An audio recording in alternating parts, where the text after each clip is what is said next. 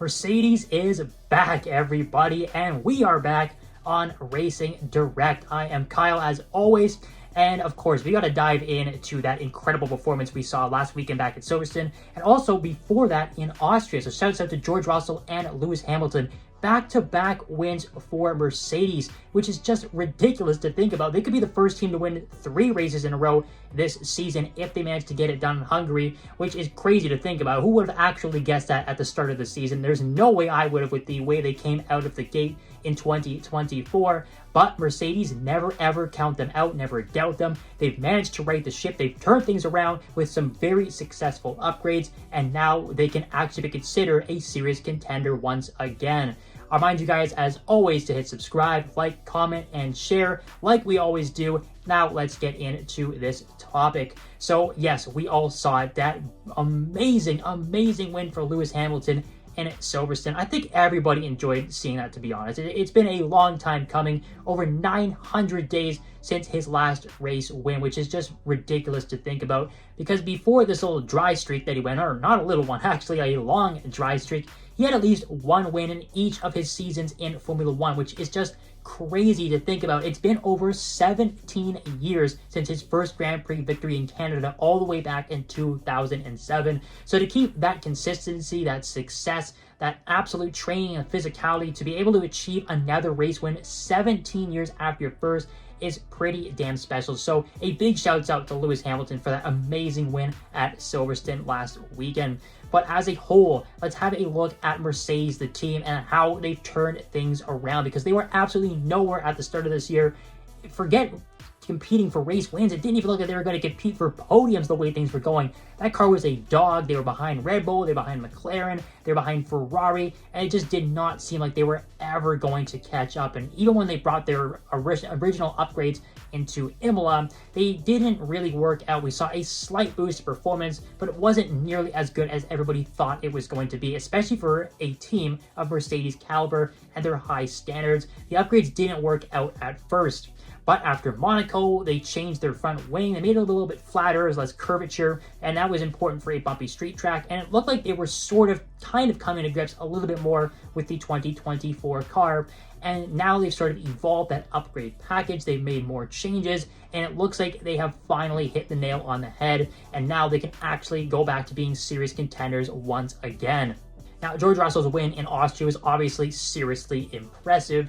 But even Toto Wolff and George Russell themselves admitted, look, it wasn't technically on merit. They had to count on Verstappen and Norris taking each other out so that Russell could cruise through to the finish line, ignore Toto Wolff's crazy, enthusiastic, and distracting radio message, and bring home their first win of the season. But yes, you have to say, well, to finish first you must finish. That is a classic saying in racing. That's exactly what Russell did. So full kudos to him on a wonderful drive there. But Silverstone was 100% on merit. They locked out the front row in qualifying. And then, while Russell unfortunately had some mechanical issues, I think it was a water pump leak or something like that, and sadly wasn't able to continue, which really sucks for a pole sitter that he can't even finish the race. Hamilton was able to take over the reins and said, I got this, boys, and brought it home for his first win in a very long time, and the second win of the season for Mercedes. And if you look at that car, well, it was performing very well all over the track. And of course, if you want to get pole position and a race victory, you sort of have to be good in all facets on the circuit. They were good in low-speed corners. They looked pretty sturdy in high-speed corners.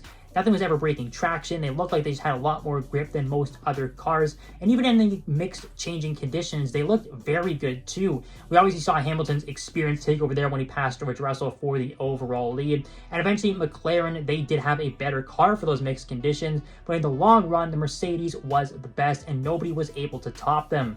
Now, we should point out, because Mercedes had such a dreadful start to the season, they have a ton of ground to make up in both the drivers and the constructors table. So I don't think they're going to fight for either a driver or constructors championship this season, but they could move themselves up the ranks, up the standings, and get a lot more prize money that they can use in 2025 to further develop and upgrade this car, and potentially take the fight for those championships in 2025, the following year. So it's an exciting prospect again for the Brackley squad.